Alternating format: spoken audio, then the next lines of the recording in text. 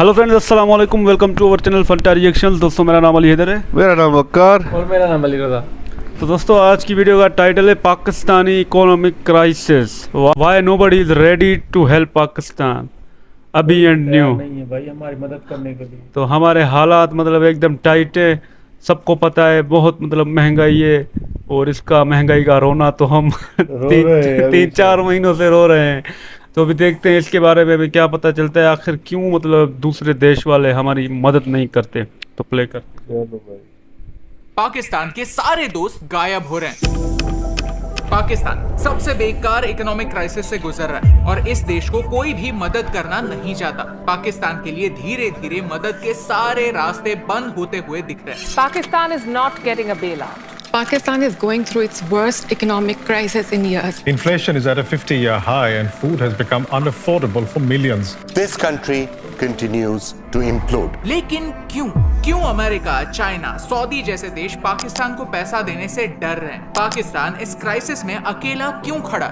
समझते हैं आज के इस वीडियो में। ये है हमारी सीरीज पाकिस्तान एक्सप्लेन, जहां हम पाकिस्तान की इकोनॉमी को एक इंडियन पर्सपेक्टिव से समझने की कोशिश करते हैं। इस वीडियो में हम देखेंगे कि पाकिस्तान को कहां से मदद मिलने के चांसेस हैं, या पाकिस्तान के ऐसे कोई भी दोस्त बचे हैं जो उन्हें जरूरत के समय मदद करेंगे, और इससे भारत को क्या लेसन सीखने की जरूरत है। अगर आप यहाँ पर नए हैं तो चैनल को सब्सक्राइब करना ना भूलिए। पाकिस्तान की ये सिचुएशन उनके लैक ऑफ प्लानिंग की वजह से हुई है, लेकिन आपको आपका करियर प्लान करने में हेल्प करेंगे हमारे आज के वीडियो के पार्टनर्स कोडिंग इन्वेडर्स। ये है भारत का लीडिंग प्लेटफॉर्म जो भारत के यूथ और वर्किंग प्रोफेशनल्स को फ्यूचर प्रूफ बनाना चाहते हैं। जिन लोगों का टेक में कोई भी बैकग्राउंड नहीं है, उन्हें भी एक हाई पेइंग आईटी फील्ड में जॉब दिलाना चाहते हैं। अगर आपको कोडिंग का अकेला खड़ा हुआ है कोई बात नहीं, आप इन एक क्राइसिस में। जिस दिन निकला ना भाई के साथ दुनिया कोडिंग देखी। इन्वेडर्स अपने इस कोर्स के बारे में इतने कॉन्फिडेंट है कि वो इनरोल करते समय ही आपको एक रिटन जॉब गारंटी अग्रीमेंट देते हैं। यह कहते हैं कि पूरा कोर्स और सारे असाइनमेंट्स कंप्लीट करने पर अगर आपको जॉब नहीं मिला तो आपके सारे के सारे पैसे आपको वापस मिलेंगे। कोडिंग इन्वेडर्स आपको देते हैं 1-on-1 मेंटरशिप और केस स्टडीज जो खुद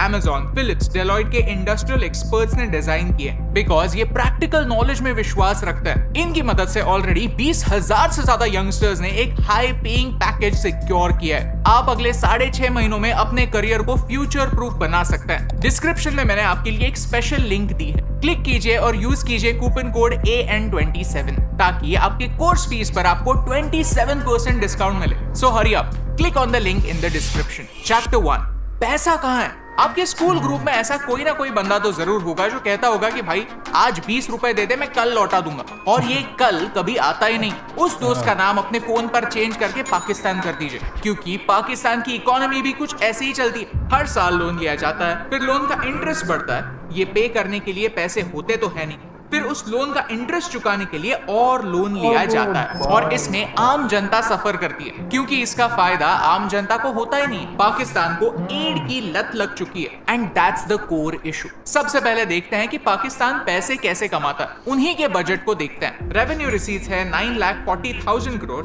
कैपिटल रिसीट्स है 2,37,000 करोड़, और एक्सटर्नल रिसीट्स है 5,54,000 करोड़। और खर्चे कहाँ होते हैं? पाकिस्तान के टोटल बजट का 28.5% हिस्सा उन्हीं के फॉरेन लोन्स के रीपेमेंट करने में जाता है, दैट इज 3,93,000 करोड़, और मिलिट्री को 1.5 लाख करोड़ मिलता है। सिर्फ इन दो बातों में पाकिस्तान अपने पूरे बजट का 40% उड़ा देता है। तो बाकी कामों के लिए पैसा बचेगा क्या?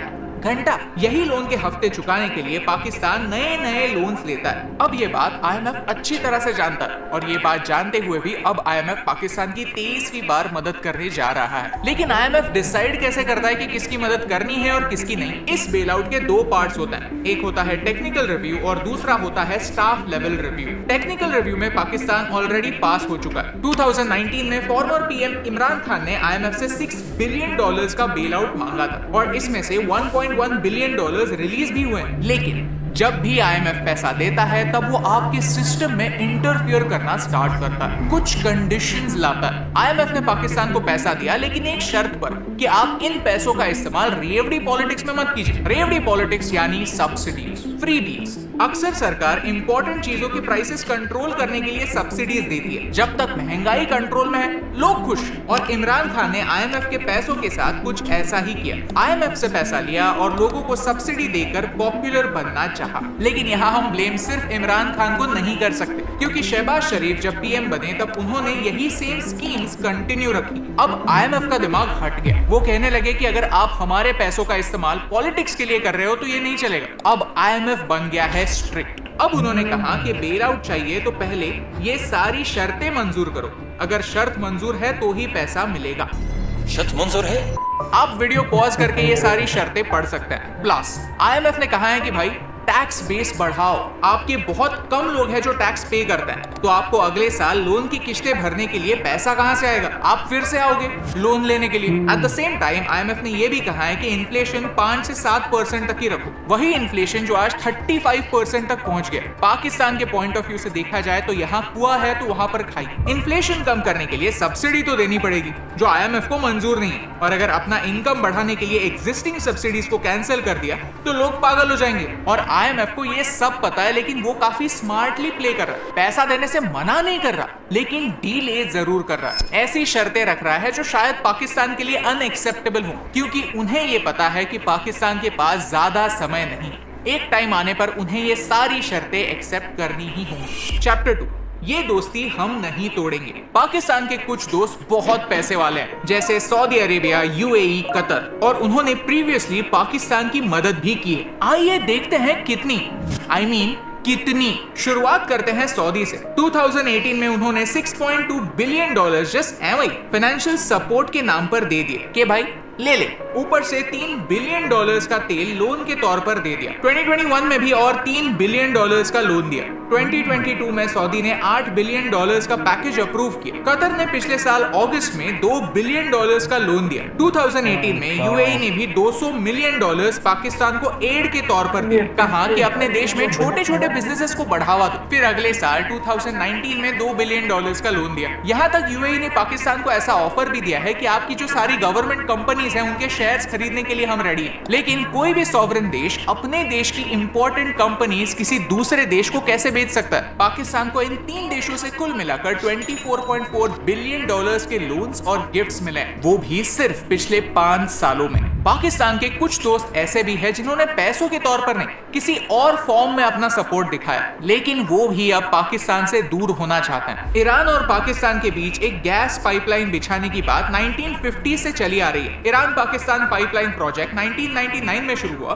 और ईरान ने अपने साइड की पाइपलाइन कब की बना ली, लेकिन पाकिस्तान ने अपनी साइड की पाइपलाइन बनाई नहीं। अब ईरान ने कहा है कि 2024 से पहले अपने साइड की पाइपलाइन का काम खत्म करो, नहीं तो नुकसान भरपाई करो। जो पाकिस्तान ऑलरेडी बैंकरप्ट होने जा रहा है, उससे ईरान $18 बिलियन की फाइन वसूलने वाला है। फनी पार्ट यह है कि इस पाइपलाइन प्रोजेक्ट का हिस्सा भारत भी बनने वाला था, लेकिन भारत डर गया। उसे लगा कि इस पाइपलाइन में से गैस के बदले टेररिस्ट आने लगे तो हम इस डील से निकल गए, और एक तरह से अच्छा ही हुआ, नहीं तो आज हम भी अटक जाते। लेकिन ये सारे देश पीके पड़ जाते हैं जब हम पाकिस्तान के बड़े भैया चाइना की बात करते हैं। चैप्टर 3, सबसे बड़ा गुंडा। पाकिस्तान को सबसे ज्यादा मदद अपने इस वीडियो के गुंडे ने यानी चाइना ने की है। पाकिस्तान ने सबसे ज्यादा लोन्स चाइना के कमर्शियल बैंक से लिए। नंबर्स की बात की जाए तो पाकिस्तान ने चाइना से $30 बिलियन का कर्जा लिया है। इसमें से एक बड़ा पोर्शन सीपेक यानी चाइना पाकिस्तान इकोनॉमिक कॉरिडोर के प्रोजेक्ट्स के लिए था। लेकिन चाइना है सुपर स्मार्ट, उन्होंने पाकिस्तान को पैसे तो दिए, लेकिन कहा कि ये सारे कॉन्ट्रैक्ट्स एक चाइनीज कंपनी को ही मिलने चाहिए, यहाँ चाइनीज वर्कर्स ही काम करेंगे। इनफैक्ट आप सीपेक के लिए यूज होने वाले सारे पैसे एक चाइनीज बैंक में ही रखो, यानी चाइना का फायदा ही फायदा। उन्हीं के पैसे से उन्हीं के कंपनी का प्रॉफिट होता है, उन्हीं के लोगों के लिए जॉब्स बनते हैं और एक दूसरे देश में अपना प्रेजेंस भी बढ़ता है। इस पर एक पूरा डेडिकेटेड वीडियो बनेगा जरूर। चैप्टर 4, तो प्रॉब्लम क्या है? अब जिन अलग अलग पार्टीज ने पाकिस्तान को प्रीवियसली मदद की है वो 3 ब्रॉड रीजंस की वजह से की। एक है ह्यूमैनिटेरियन ग्राउंड्स पे, जैसे कि आईएमएफ ने, ताकि पाकिस्तान में रीजनल स्टेबिलिटी रहे, एक सिविल वॉर ना हो। सेकंड रीजन है common interest. Saudi, Qatar, Turkey, UAE, Iran ये मुस्लिम देश हैं और पाकिस्तान तो नेचुरली वो अपने भाइयों की मदद करना चाहते हैं। और तीसरा रीजन है प्योर इकोनॉमिक रीजंस। चाइना यही करता है, प्रॉफिट देखकर पैसा लगाता है। पाकिस्तान के लिए सबसे बड़ा प्रॉब्लम यही है कि ये सारे रीजंस इरेज हो रहे हैं। चाइना अपनी सीपेक के ऑपरेशन स्लो डाउन कर रहा है। पैंडेमिक के बाद पूरी दुनिया का चाइना पर से विश्वास उठ गया और इसका इम्पैक्ट चाइना की इकोनॉमी पर भी हो रहा है। तो चाइना सीपेक के नाम पर पाकिस्तान को और पैसा नहीं दे रहा। तुर्की और ईरान पाकिस्तान पर अब विश्वास नहीं करता और सऊदी तो पाकिस्तान से रूठ गया है। पाकिस्तान ने इमरान खान के अंडर एक स्टंट किया। कतर, तुर्की, मलेशिया और पाकिस्तान ऐसे 4 देशों को मिलाकर अवेंजर्स बनाने की कोशिश की, यानी एक नई अलायंस बनाने की कोशिश की। लेकिन इसमें से उन्होंने सऊदी को बाहर रखा। भाई ये बात सऊदी को बिल्कुल पसंद नहीं आई। अब सऊदी ने कह दिया है कि पहले हम बिना कंडीशंस के लोन और एड देते थे, लेकिन अब टाइम आ गया है कि जो देश हमसे पैसे लेते हैं वो अपने प्रोमिसेस पहले फुलफिल करना स्टार्ट करें। ये पाकिस्तान के लिए एक वार्निंग। प्रीवियस प्रोमिसेस फुलफिल ना होने की वजह से अब आईएमएफ भी पैसा देने से कतरा रहा है। हाल ही में न्यूज आई कि आईएमएफ ने यूक्रेन के लिए $15.6 बिलियन का लोन अप्रूव किया। अमेरिका ने सिलिकॉन वैली बैंक को बचाने के लिए रातों रात $300 बिलियन छाप दिए। आईएमएफ और वेस्टर्न देशों की प्रायोरिटीज अलग है, ये अब हम समझ गए, और इन प्रायोरिटीज में पाकिस्तान और श्रीलंका जैसे देश नहीं आते। Chapter 5 lessons for India. अब आते हैं हम इस वीडियो के सबसे इंपॉर्टेंट पॉइंट पर कि भारत को पाकिस्तान से क्या लेसन सीखने की जरूरत है। सबसे पहला लेसन है there are no free gifts. Pakistan के इकोनॉमिक हालात देखकर हमें हंसने की बिल्कुल जरूरत नहीं है। इनफैक्ट हमें फोकस हमारे खुद की इकोनॉमी सुधारने पर करना चाहिए। हमारे बजट को देखें तो हम हमारे खर्चे भी टैक्स रेवेन्यू से पूरे नहीं कर सकते। हमें पैसा कम पड़ता है और हम हर साल 40% पैसा उधार लेते हैं। ये पाकिस्तान जैसे बेल आउट्स नहीं है, बॉन्ड्स है जिनमें मोस्टली हमारे देश के ही सिटीजन्स इन्वेस्ट करते हैं। लेकिन मुद्दा यह है कि भारत अपने सारे खर्चे पूरे करने जितना पैसा नहीं कमाता। इन लोन्स पर हमें इंटरेस्ट पे करना पड़ता है और ये हमारे बजट का सबसे बड़ा हिस्सा होता है। जो पैसा देश की डेवलपमेंट में इन्वेस्ट हो सकता है वो सिर्फ इंटरेस्ट पेमेंट में चला जाता है। पाकिस्तान में 2022 में डेविस्टेटिंग फ्लड्स हुए। They were called the worst floods in a century. In floods की वजह से पाकिस्तान की इकोनॉमी प्रॉब्लम्स में आई। कल जाकर अगर इस लेवल की किसी नेचुरल कैलामिटी का भारत को सामना करना पड़ा तो शायद भारत के पास भी उतने पैसे ना बचे। It is said that loans steal the resources of the future. हम अगर कल के रिसोर्सेस आज ही खर्च कर देंगे तो कल हमारे पास पैसे नहीं बचेंगे। दूसरा लेसन यह है कि हमें गरीबी के साइकिल से निकलना पड़ेगा। वीडियो की शुरुआत में हमने देखा कि IMF अब पाकिस्तान के साथ स्ट्रिक्टली बर्ताव कर रही है क्योंकि पाकिस्तान का ट्रैक रिकॉर्ड खराब है। डिप्लोमैट का ये आर्टिकल कहता है कि जब भी पाकिस्तान में कोई नई सरकार आती है उनका पहला मूव यही होता है कि कटोरा लेकर दूसरे देशों के पास जाए और मदद की भीख मांगे। पाकिस्तान आज एक विशियस साइकिल में अटक चुका। देश में प्रॉब्लम्स हैं, इसीलिए देश में गरीबी है। लोग गरीब है तो टैक्स से पैसा नहीं आता, पैसा नहीं आता तो IMF से लोन लेना पड़ता है। ये लोन इन्हीं गरीब लोगों को खुश रखने के लिए, टेम्पररीली शांत करने के लिए सब्सिडीज के रूप में खर्च होता है। लेकिन क्या इससे गरीबी कम होती है? बिल्कुल नहीं। हम कब सीखेंगे कि सब्सिडीज एक बैंड एड की तरह एक टेम्पररी सोल्यूशन है। भारत भी फ्री का पानी, फ्री की इलेक्ट्रिसिटी, फ्री का राशन जरूर देता है, लेकिन इसका सारा फायदा करप्शन खा जाता है और गरीब लोग गरीब ही रहते हैं। इस मामले में भारत पाकिस्तान से डिफरेंट नहीं, बस थोड़ा सा लकी है कि हमारे पास थोड़ी बहुत बड़ी इंडस्ट्रीज हैं। ऑनेस्ट सैलरी देने वाले लोग हैं जिन्हें टैक्स कट कर ही पैसा हाथ में आता है। ये है देश का वर्किंग क्लास जो देश को चलाता है। अपने कंधों पर 1.4 बिलियन इंडियंस की रिस्पॉन्सिबिलिटी लेता है। The third lesson for Bharat is हमें हमारा इनकम बढ़ाना होगा। इनकम यानी देश का रेवेन्यू। फोकस मैन्युफैक्चरिंग पर करने की जरूरत है। जब भी हम शॉपिंग करने जाते हैं तो एक चीज जरूर देखते हैं कि प्रोडक्ट बना कहां पर। पेंडेमिक से पहले सारी चीजें चाइना से आती थी, अब सिचुएशन बदल रही है। मेड इन चाइना चीजें कम हो रही है, लेकिन ये चीजें बन कहां रही है? भारत में नहीं, वियतनाम में। सोचिए, हमारा मैन्युफैक्चरिंग सेक्टर इतना टूटा हुआ है, इतना ब्रोकन है कि हमें किसी दूसरे देश से इंपोर्ट करना सस्ता लगता है। मेरी पर्सनली यही कोशिश रहती है कि ज्यादा से ज्यादा इंडियन प्रोडक्ट्स हम ढूंढे और उन्हें ही खरीदें ताकि मैक्सिमम रेवेन्यू। सही बात है भाई, भारत को सीखना चाहिए। और रही बात पाकिस्तान की, तो इतनी महंगाई है, लोग सियासत कर रहे हैं, जो भी लोन लेते हैं उन्हीं लोन के पैसों में ही मतलब आवाम को सब्सिडी देते हैं, सस्ताई थोड़ी बहुत करते हैं, आवाम भी खुश हो जाती है। दो चार दिनों की चांदनी, फिर वही असर।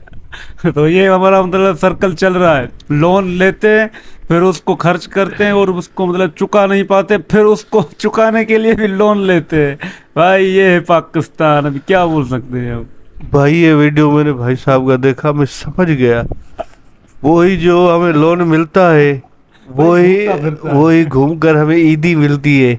ईदी के बाद फिर ऐसा डंडा घूमता है। महंगाई का भूत आ जाता है। भाई मैं चालाक हो गई भाई, कह रही है भाई इतने सालों से सियासत कर रहे हो। दे रहे, कुछ चेंजिंग तो आए, तब्दीली तो लाओ, बस दियो जो भी नई गवर्नमेंट आती है तो वहां पर चली जाती है भाई लोन दो, लोन दो भाई, लोन तो देंगे, हमें भी कुछ दो ना, चुकाओ तो सही। बस दियो। और हमारे दोस्त ममालिक वो भी अभी भरोसा नहीं करते। भाई कैसे करेंगे, इतना दे कर आखिर वो भी थक जाएंगे। बोला आप तो थकने का नाम ही ले रहे। जब गलती तो इमरान खान की भी है ना, 4 मुल्क बना दिए, सऊदी को अलग कर दिया भाई, बस सब लड्डू खिला रहे हैं हमें।